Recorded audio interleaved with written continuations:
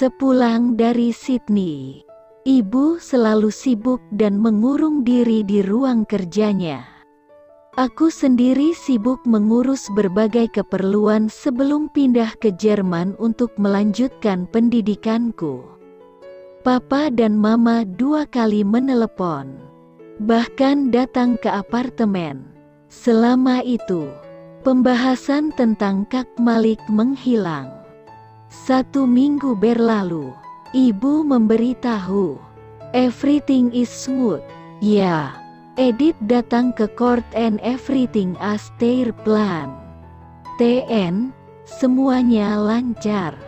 Ya, Edith datang ke pengadilan dan semuanya sesuai rencana mereka. Kak Malik, hanya dia yang kupedulikan. Tangan ibu menggenggam erat tanganku. Banyak yang dia harus beres-beres di sana. Ayah, he is not the same man like we knew before. Dia bukan lelaki yang sama seperti yang kita tahu dulu. Tapi Kak Malik baik-baik aja kan? Bu, tanyaku memastikan. Ibu tak menjawab, hanya mengambil ponselnya, mengusap layarnya beberapa kali sebelum memperlihatkannya padaku. Let Ayari know I am fine. Bu, TN, biarkan Ayari tahu saya baik-baik saja. Bu, cuma itu. Tatapanku ke ibu dijawab dengan anggukan. Kebiasaan Kak Malik selalu seperti ini. Menjawab seadanya. Memberitahu seminimal mungkin. Sampai suatu sore di minggu kedua sejak Kak Malik pergi, Mas Doni datang bersama Kak Devira. Aku tak lagi curiga melihat tangan mereka saling berkait. Rupanya kecelakaan pesawat kemarin akhirnya membuat Mas Doni mengerti siapa yang paling berharga di hatinya kini. Kak Malik telpon Mas Doni. Iya, kata Kak Devira begitu aku duduk setelah membuat 2 gelas teh untuk mereka. Tangan Mas Doni yang hendak meraih teh berhenti. Ia menatap penuh arti pada Kak Devira, yang malah tersenyum-senyum. Sudah Mas, jangan dipelototi gitu. Kak Malik ngomong apa aja? Tanyaku setengah menahan diri agar tak terkesan memaksa. Padahal aku sudah tak sabar ingin tahu segalanya. Mas Doni tersenyum. Misinya Malik itu baru selesai kalau dia pulang ke sini. Ya, mereka masih mencari jejak anggota-anggota kelompok itu. Malik kontak saya karena dia bilang ada beberapa petinggi di Indonesia yang terindikasi anggota. Reali, kok Mas gak cerita ke aku sih? Kali ini yang mengkritik justru Kak Devira. Lirikan mata Mas Doni berubah drastis. Ada seringai kecil di sudut mulutnya. Kapan kita sempat ngobrol? Dev, kamu seringnya ngambek aja kalau saya bahas kerjaan. Bibir Kak Devira mencibir, membuatku menggeleng-geleng. Sudah lama aku tahu hati Kak Devira tertuju pada Mas Doni. Tapi penggila kerja seperti Mas Doni sepertinya tak membaca perasaan itu. Dulu aku dan ibu berkali-kali berusaha menyatukan mereka. Namun semuanya bertemu jalan buntu. Setahun belakangan ini kami semua menyerah dan membiarkan hubungan keduanya berjalan apa adanya saja. Kalau memang jodoh, tidak akan kemana. Untungnya, semua sesuai dengan harapanku dan ibu. Kalau begitu Kak Malik minta bantuan Mas, tanyaku. Mas Doni mengangguk. Mas Doni mengangkat telunjuk dan jari tengahnya satu persatu.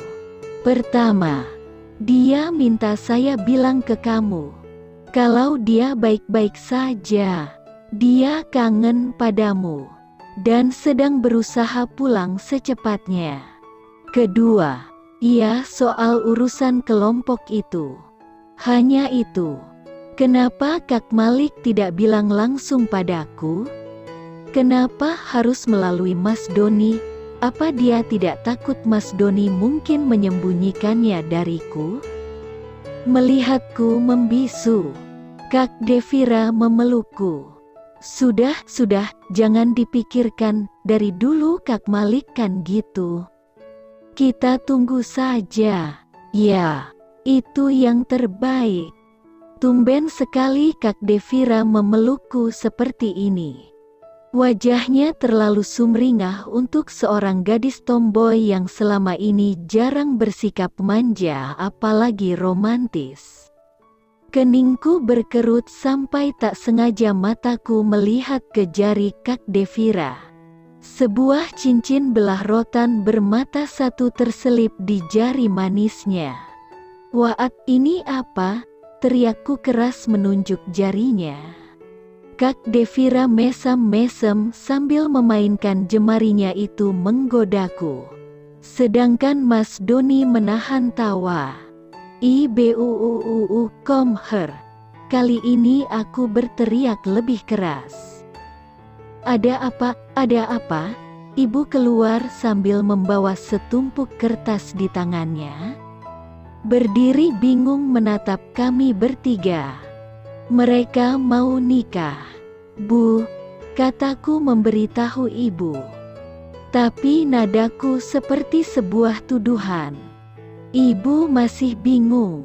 Mungkin ia tak mengerti. Jadi aku mengulang dalam bahasa Inggris.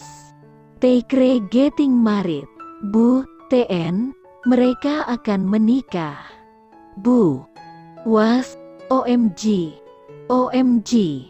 Glückwunsch, Glückwunsch, Devira, dan ke ya Allah." Dan ke ibu melemparkan kertas-kertas di tangannya ke lantai dan memeluk Kak Devira. "TN, selamat, selamat. Makasih ya Allah, makasih." Mata kami semua mulai berkaca-kaca karena terharu dan bahagia. Bahkan aku bisa melihat mata Mas Doni juga turut berkilau menahan air matanya.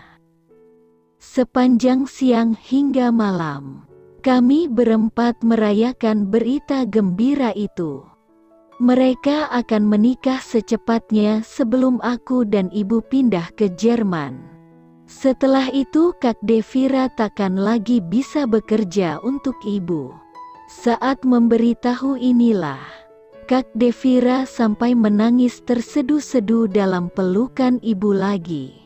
Rupanya, di hati Kak Devira, ibu sudah seperti ibunya sendiri.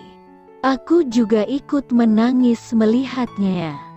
Malam itu, di balkon kamarku, sambil memandang langit penuh bintang, aku mengenang masa-masa bersama orang-orang yang bahkan tak ada hubungan darah denganku. Mereka yang bekerja untuk orang tuaku, menjaga dan membantu mengurusku. Tapi bagiku, mereka bukan lagi staf atau karyawan orang tuaku. Mereka sudah menjadi bagian dari hidupku. Sama seperti bintang-bintang yang bertaburan dalam kegelapan malam. Mereka memberi cahaya untukku. Tanpa kusadari, aku hidup dan tumbuh bersama mereka. Harusnya sejak dulu aku lebih menghargai semua ini dan bukannya terlalu memikirkan hatiku sendiri. "Kak Malik, pulanglah segera. Aku ingin segera membalas kebaikan mereka yang telah membantuku, membantumu dan membantu orang tuaku. Tanpa mereka, Ayari takkan sekuat ini dan bisa tersenyum bahagia menikmati malam yang gelap." Aku baru kembali dari kedutaan Jerman.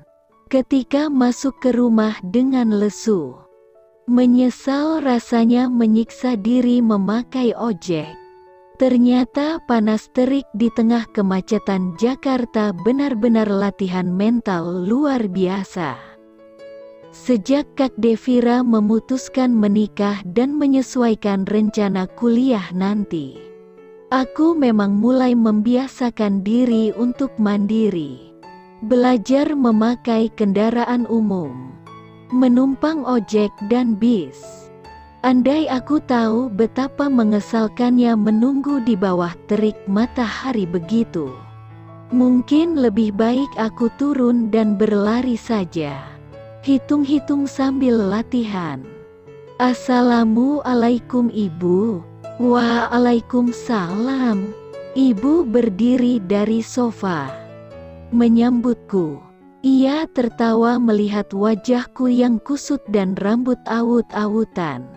Naik bis, tanyanya. Aku menggeleng. Ojek.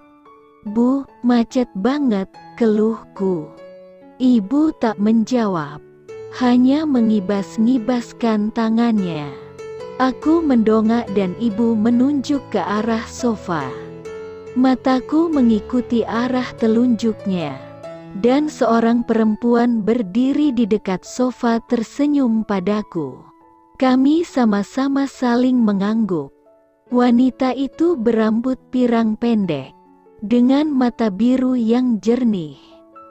Perutnya terlihat membuncit. Ia sedang hamil. Wajahnya tak asing. Tapi, aku berusaha mengingat-ingat. Lalu, teringat seseorang. Dia Erni, istrinya Kak Malik. Tidak, dia klien Kak Malik, perempuan Jerman bernama Edith Baumann. Halo, Ayari, apa kabar? Sapanya ramah melambaikan tangan. Aku segera menyongsongnya, memeluknya dengan hangat. Ia benar-benar terlihat berbeda. Ini pasti penampilan aslinya. Rambut pirang dan mata biru. Entah bagaimana caranya ia menyembunyikan warna biru itu. Kurasa ia memakai soft lens warna. Bahasanya pun sangat bagus. Takkan ada yang menyangka kalau Erni dan Edith adalah wanita yang sama. Sungguh penyamaran yang sempurna. Untuk sesaat kami berbasa-basi, saling bertanya keadaan sebelum akhirnya ibu pergi meninggalkan kami berdua agar bebas mengobrol. Sudah lama saya ingin bertemu kamu. Ya, tapi begitu banyak terjadi jadi baru sekarang bisa, kata Edith. Tangannya mengelus perutnya. Kalau kami bertemu sebelum aku tahu ia siapa, mungkin sekarang aku takkan tersenyum setulus ini. Apalagi sambil ikut memandang bahagia ke perutnya yang membuncit itu.